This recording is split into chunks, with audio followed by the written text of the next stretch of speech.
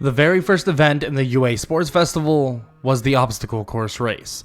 And once it began, and obviously once Midnight gave her little countdown, Izuku Midoriya would go sprinting off in front of the entirety of the crowd, using his more like copycat magic and using his speed like Quirk.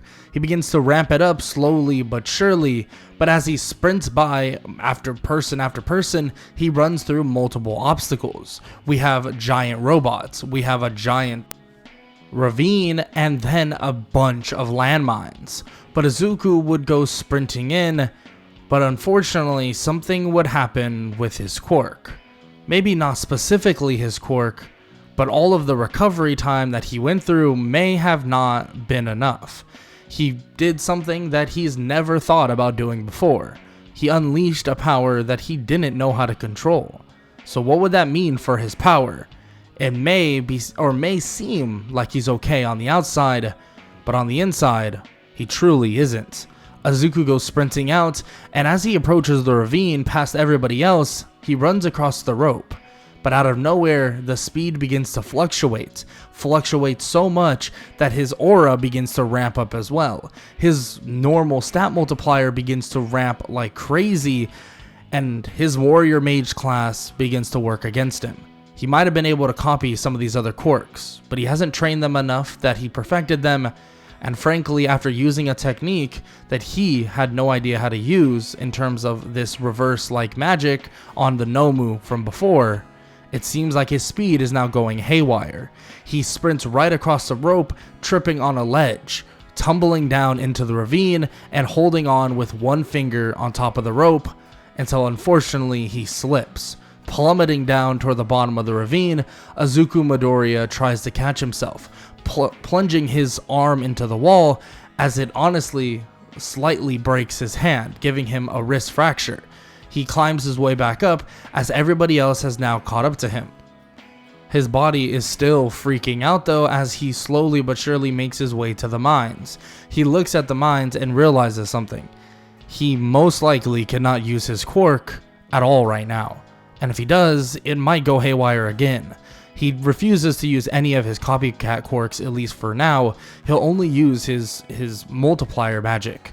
But the only problem with that is, that might be wrong as well. If he uses that, it might go extremely bad. He walks over to the minefield, and he takes one step, and he realizes that he really has no control over his quirk at the moment. Shutting everything off, he has to get across this minefield without a quirk. And with everybody right next to him, everybody hot on his trail, with people like Melissa with One For All, and Bakugo, Shoto Todoroki, and many others with outstanding quirks, will Izuku be able to cross this minefield safely? Well, we're about to find out on What If Deku had an RPG leveling quirk, part 4. Yo, what's good everybody? It's your boy Golden Falls Golden What If, whatever you want to call me, and I'm back. I'm back with part 4 of What If Deku had an RPG leveling quirk. This series is a little bit longer. I think we probably still got at least 2 more parts, maybe even more than that, but we'll see. Normally I don't make these things so long, but we'll kind of see how I feel toward the end of it. But right now we are on part 4, so if you enjoyed, make sure to leave a like, a sub, and a comment down below. All that good stuff. Make sure to check the links in the description. And yeah, that's about it. And let's just get right back into the what if. Let's get it. Izuku Midoriya tries to find out a way to get across. But one thing he does realize is that these mines are not, well, that lethal. He steps on one and realizes that it actually doesn't hurt him that much. So what if he enhances one? It might be a risk, but he might be able to catapult himself and then catapult everybody else backwards. He then digs up one of the mines as he begins to tamper with it. Melissa sees this and is completely confused as she's kind of trying to tread her way through the minefield herself. Izuku throws the mine forward as he runs and jumps straight on the mine as an aura bursts from it. He launches forward at insane speeds, but he kind of trips over his own feet, crashing down as he slides near the end of the race. Everybody else that is basically has the ability to just pass these mines right now and off the rip realizes that they'll give other people a chance to move, especially like Shoto Todoroki's ice, but they don't care. They need to catch up. Izuku crawls his way in and eventually would make it to the finish line, but he wouldn't cross until there's 3 other people hot on his trail: Melissa, Todoroki, and Katsuki Bakugo. But just as Izuku is about to crawl in, he sees that they're all using their quirks. He immediately activates Aizawa's copycat quirk, shutting them, all 3 of them, down instantaneously, only for half a second. He does this and he just pushes himself forward as they face plant at the finish line, and he crawls past, giving himself the number 1 seed. He was able to just squeak by and make it across in this obstacle course race, but how is he going to do in these future events? He doesn't even know what's up next. He gets up and he actually gets recovered just, to a certain extent, but he is slightly hurt. He has a messed up hand and also a messed up foot. So who would he have to go against? And what does he have to go against? What even is this event? After everyone finishes, Midnight would reveal probably the worst case scenario for Izuku. Instead of actually having a team event, she reveals that the 1 versus 1 event will now commence. There's a 1 versus 1 event, and the 1 seed will actually take on the very last seed. And in this case, it's a boy by the name of Shinso. Izuku looks up to see Shinso on the screen, and Midnight says they have 10 minutes to prepare. Izuku kind of sits down for a second and just gets time to rest and recover, and Melissa questions if he would be okay to actually fulfill beating him. And Izuku kind of shrugs. I don't know, maybe, but messed up hand, messed up foot, and my quirk is going crazy. Not a good look for me, to be honest with you. Izuku kind of laughs it off, but Bakugo tells him to win, and Izuku says he won't win on the accord of anybody else. He needs to win on his own accord, and if he sees that he can't win, he'll forfeit right now. It's really that simple for him. He doesn't really care that much. He's made his case, and everybody knows what he's capable of, and it's basically, he wouldn't go back and regret anything in terms of helping everybody and reversing the power that the Nomu had. So, and that's the main reason why his quirk is going kind of haywire at the moment. Using something like that without knowing how to use it definitely messed him up. But nonetheless, he'll have to basically increase his mana stability and also his control, or his mana control in his stat sheet every time he levels from here on out, because that is definitely why everything is kind of going crazy. His body is overwhelmed at the fact that he has so much strength and power out of nowhere. It was all just one big rush, and it was the reverse of what he's been using. But after about 10 minutes, Izuku would walk up to the stage with a slight limp in his leg, and he knows exactly what quirk Shinso has. He's heard about what his quirk does, and it actually mind controls people. Izuku would stand there as the fight would begin, and Shinso would berate him, saying that a quirk like his seems to be perfect. All he has to do is a little bit of training, and that's it. Izuku disagrees with this, but he's not going to say a word. He just continues to walk towards Shinso. Shinso continues to talk, but more and more, Izuku just brushes it off. But the only problem is, it gets right under his skin when Shinso brings up Melissa. Izuku basically listens as he calls Melissa a crutch, that he's heard from the grapevine that she is practically useless and that he has to babysit her, and that he himself is falling behind because of it. And it's so obvious. Look at him. He's losing power by the minute. How can Izuku hang with the other heroes if he has to carry around dead weights? Izuku is getting more and more frustrated, and out of nowhere he appears in front of Shinso, and Izuku is about to punch him, but then stops.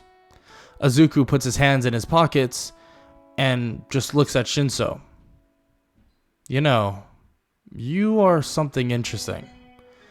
Your quirk is mind control, but it's something very, very good. But it's not going to work on me. Actually, won't work on me. It's not possible. Shinso is completely shocked. Izuku is not being fazed by his quirk at all. It seems like he has, the magic to keep it away from his ears, and there is no quirk effect being applied upon him.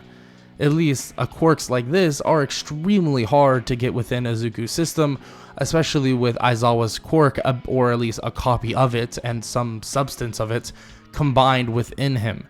Izuku might be kind of at least outclassed in terms of not being able to use his quirk very much at the moment, but Shinso himself cannot use his quirk at all. Izuku stands there and gets ready for just a straight up fist fight, and he gives Shinso just that.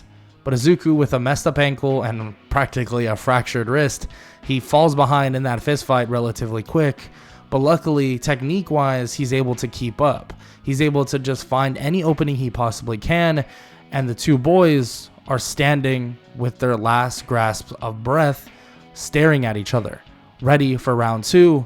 But instead of Izuku ramping it back up, at least that's what he begins to show to the crowd that he is going to, his aura calms down, disappears, and he raises one hand and he says that he forfeits, telling Shinso that he has a ton of potential and that this one-on-one stuff maybe would be a little bit easier for him if he knew how to actually fight in martial arts. Izuku says this, and Shinso begins to think, was he going easy on me? What is he even talking about? He begins to get mad, thinking Izuku is mocking him, but Izuku just limps away, saying that they'll talk later, that he doesn't have any intention of mocking Shinso, and that he'll be a great hero. He just needs to train a lot more, and frankly, they all do.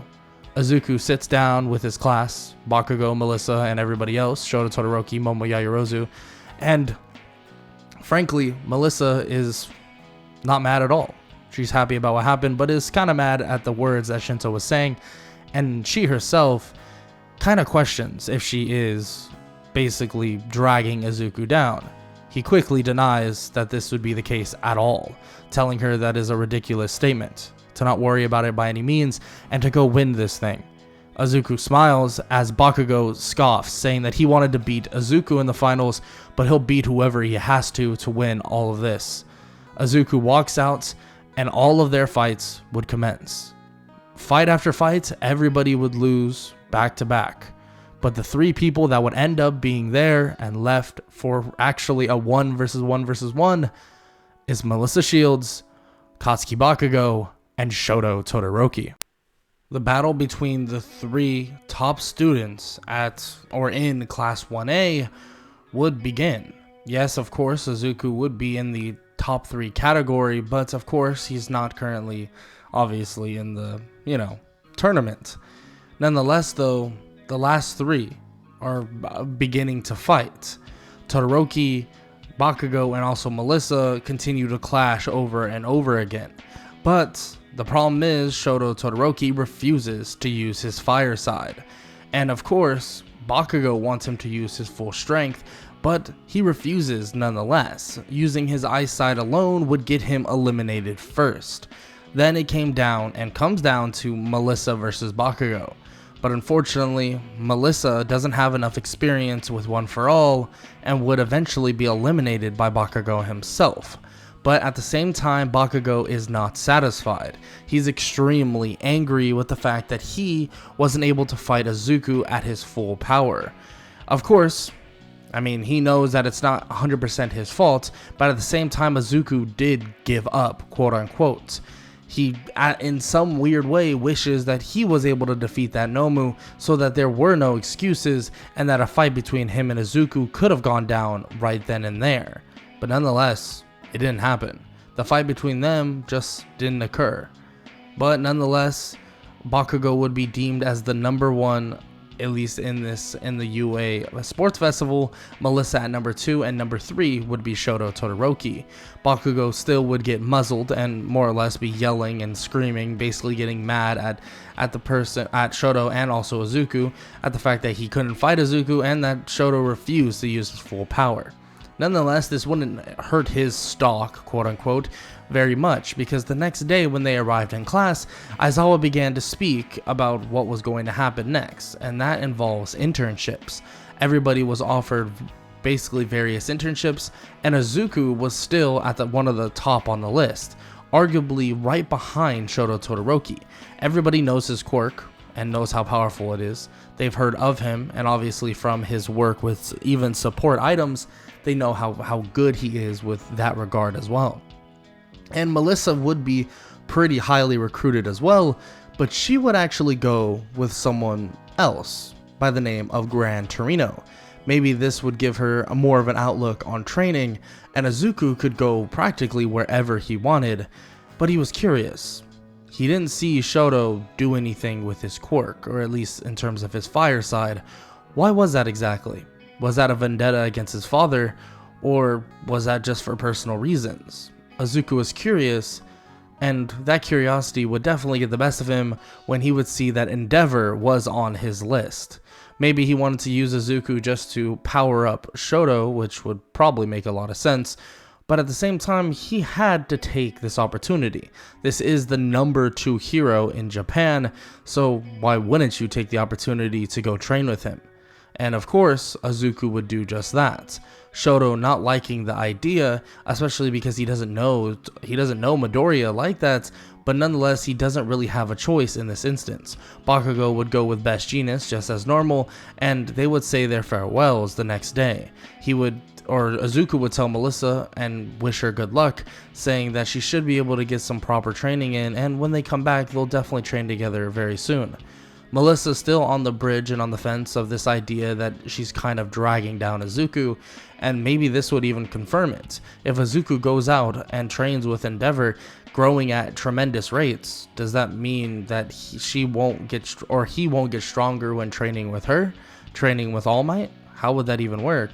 Nonetheless, she's trying not to think too much about it, but still, when you're in a universe or in a world where there is just powerful quirks and you weren't born with one, it would make you question everything around you. But with that said, Izuku and Todoroki would head off to Endeavor's agency, and when they arrived, Endeavor would make it extremely clear that he only cares about Todoroki.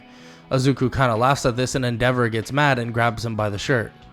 He scoffs at Izuku, telling him or asking him why is he laughing. I kind of assumed this to be the case, but I mean, nonetheless, I feel like this will be my best opportunity to get stronger. I mean, you are the number 2 hero, right? Endeavor lets go of Izuku, and Todoroki just pats him on the shoulder, and in a more friendly way than usual, and just tells him, more or less telling him that it's basically time to train. For the next couple days, that's literally what they do. Izuku would get a grip on various other, or his other techniques, and would actually learn more and more about that technique he used on the Nomu. He's a fast learner, don't get me wrong by all means, but he is feeling some repercussions from basically being injured and all that. But after a couple days of training, all of that stuff is ironed out, and he doesn't feel basically overworked by any means anymore. But after those couple days, Endeavor would then bring up something for all of them to do, and that is actually going out and hunting down the hero killer himself. The hero killer is someone that is currently in Hosu by the reports that Endeavor has heard, and the hero killer has not been touched in a long time. Nobody has even been able to capture him, defeating the likes of Ingenium and various other strong heroes. The hero killer is relatively unknown. They don't know much about him. They just know him as the hero killer. Of course, those patrols would eventually begin. They would head out toward Hosu City, but just as they head out, they see Nomus and monsters all around. Endeavor would make it extremely clear that they would need help evacuating everybody else and to be safe. So that's exactly what they would end up doing, moving people around and helping anybody they possibly can out. But that's until Izuku gets an odd, very well decrypted text. It's just a location from Melissa. Why would she be sending that? Showing this to Todoroki, Todoroki is confused as well, but he tells Izuku that he should scout all around the area and he'll go exactly to the location.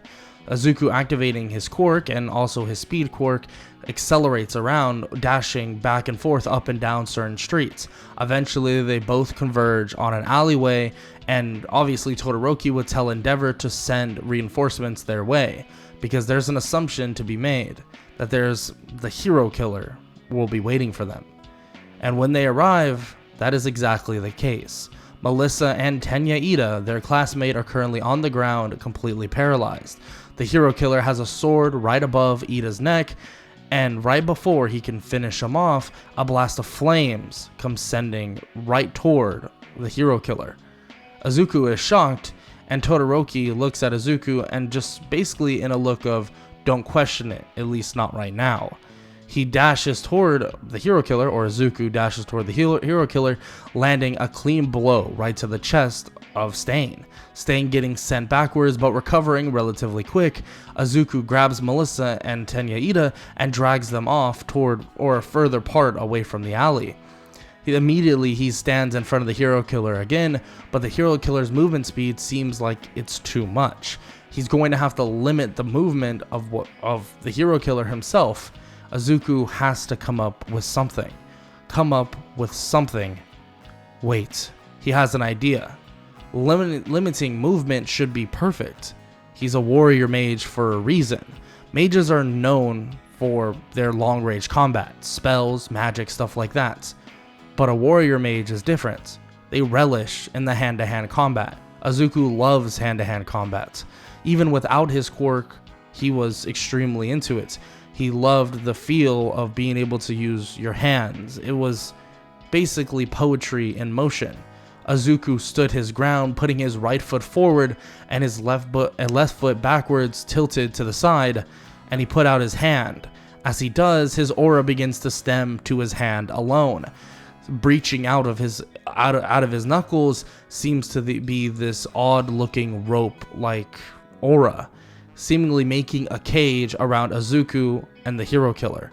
The cage is not too big, maybe 5 yards by 10 yards. It's a pretty decently small cage, but when the sides are touched, the hero killer would be electrocuted. Izuku would just phase right through the bars as if it were nothing, but that took a tremendous amount of control. Izuku waved toward Todoroki to basically get the other two out of there, and that he will contain the hero killer for as long as possible. Shoto thinks this is a bad idea. One-on-one with a villain like him isn't the best choice, but Shoto's going to trust him. He grabs the other two, getting them to safety, and tries to get his father and other reinforcements to hurry up. But Izuku, in the meantime, is going to have hell in a cage with the hero killer himself. Izuku would go blow for blow with the hero killer, but limiting his movement was probably the best choice he could have had. Still, he would land blow after blow, but the hero killer would get multiple cuts on Izuku that he would try his best to nullify his own blood, trying to make it evaporate instantaneously while he fights, but one piece of blood, one little speck, would be licked, paralyzing him immediately. The bars seemingly drop, and the cage is gone now. He no longer has full control over it. At least that's what the hero killer thinks. The hero killer walks up and commends him, saying that it seems like he was on the path of being a real hero, but frankly, he shouldn't have let his friends just run away like that. That probably wasn't the best choice. The hero killer gets ready to plunge his sword into Izuku's chest, but just as he does, the cage reappears and separates him and Izuku. But at the same time, it's like two coffins. Izuku is in one chamber with no windows, no bars, no nothing. It's just seemingly like brick. Izuku sticks them both there and says that he'll hold this for as long as he has to. The hero killer keeps slamming his sword into this material that's in front of him, but Izuku refuses to let it go. It begins to crack and it begins to tremble, but he tries to hold it as long as possible. But you have to realize, when you're under this paralyzed state, it's extremely hard to even focus. Izuku is shaken massively. This is not something he's used to doing. A cage, basically for offensive capabilities, is one thing. This feels like a stall tactic. This feels like, well, a defensive tactic. He's never really tried to do something like this before, but he holds his grip as hard as possible. But just as the basically reinforcement right in front of him breaks off, the hero killer has the blade to Izuku's neck. But luckily, the flames from Endeavor and also Shoto Todoroki meet the hero killer front force or with a blunt force and slam him back to the wall, knocking him out. Izuku sighs and kind of starts laughing. Endeavor questions why the little kid or the idiot in front of him is laughing, but Izuku doesn't say a word and is already passed out, completely out cold from exhaustion. Izuku just stalled one of the strongest villains, at least one of the strongest villains that are out there currently that the society knows of, on his own. He was able to maintain the hero killer without fighting too much. He knew that fighting a brawl with the hero killer would have been a death sentence. So this ended up being just a stale match or a stall match. That's all he wanted to do, and he got what he wanted. He would wake up in a hospital days later, and he'd be confronted by this dog-looking person. It seems like it's the police captain, and the police captain says that he actually should be in trouble, that they should be basically doing something to punish him because he didn't use this quirk in public without a license.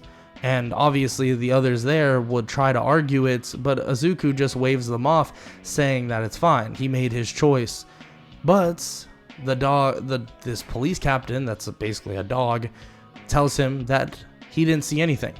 Endeavor defeated the hero killer, and that's what the story is going to be sent out to the public. Izuku slightly smiles and thanks him as he tries to get up, but realizes that he has 3 cracked ribs. Izuku looks down and just sighs, realizing that he got hurt again. He really needs to get better at that. It seems like there is no universe that Izuku isn't getting hurt. Nonetheless though, Izuku thanks him and says that he'll have a nice fun time recovering from the battle wounds that the hero killer gave him, and goddamn were those blades sharp. After some recovery time, Izuku would arrive back in class, but when he did, it seemed that they were having a written final exam. Everybody felt kind of bad for Izuku, thinking that he was going to just fail, except for the people that actually knew him. Bakugo hates to admit it, but Izuku is extremely smart, and he'll be fine, just fine, probably will pass higher than most of these other idiots, and Melissa herself knows how smart Izuku is. But this wouldn't be the main obstacle for any of them. For Izuku, the main obstacle would be the following day. Of course, they have a forest training camp coming up, but the only way to go to that is passing their exams. And now it's time for their practical exam. What they thought to be against robots, well, it's a little different. It's no longer going to be against robots, it's going to be against the teachers. And frankly, Izuku has one of the hardest people to face. Scratch that. Izuku, Bakugo, and Melissa have one person to take on, and his name is All Might, the symbol of peace, and the #1 hero comes crashing down from the sky right in front of their gym, saying that he will be their opponent and that their final test is him. But that is for part 5 of What If Deku Had an RPG level in Quirk. If you guys enjoyed, make sure to leave a like, a sub, and a comment down below. All that good stuff. And I hope y'all enjoyed, like I said. And make sure to check the links in the description below. And yeah, I hope all y'all have an amazing day. Later. I don't wanna waste what's left.